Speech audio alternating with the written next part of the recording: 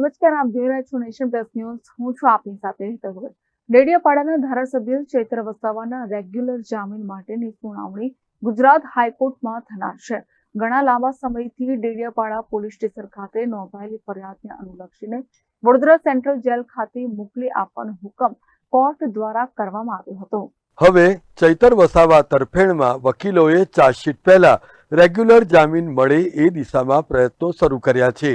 અત્રે નોંધનીય છે કે ગુજરાત હાઈકોર્ટમાં ચૈતર વસાવાના જામીન અરજી માટેની સુનાવણી પણ થઈ ચૂકી છે, જેમાં પ્રથમ વખત સરકાર તરફે ઉપસ્થિત વકીલો દ્વારા કેસની વિગતો સમજવા માટે વધુ સમયની માંગ કરવામાં આવી હતી, જેને આધારે ગુજરાત હાઈકોર્ટમાં તારીખ 5મી ઓગસ્ટે હિયરિંગ શરૂ થયું હતું.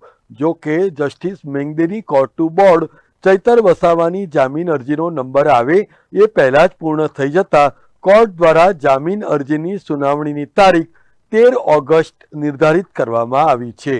આમ હવે બુધવાર તારીખ 13 ઓગસ્ટના રોજ ચૈતર વસાવા જામીન ઉપર મુક્ત થાય એ દિશામાં સમર્થકો મીટ માંડીને બેઠા છે.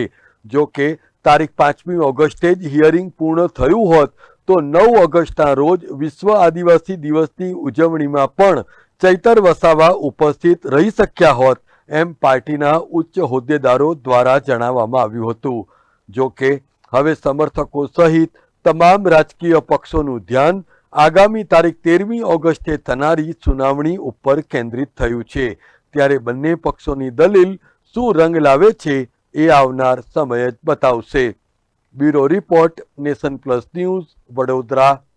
સમાચારોના સતત અપડેટ મેળવવા માટે અમારી નેશન પ્લસ ન્યૂઝની યુટ્યુબ ચેનલને સબસ્ક્રાઇબ કરો, બેલ આઇકન દબાવો અને જોડાયેલા રહો ફેસબુક, ઇન્સ્ટાગ્રામ અને ટ્વિટર પર.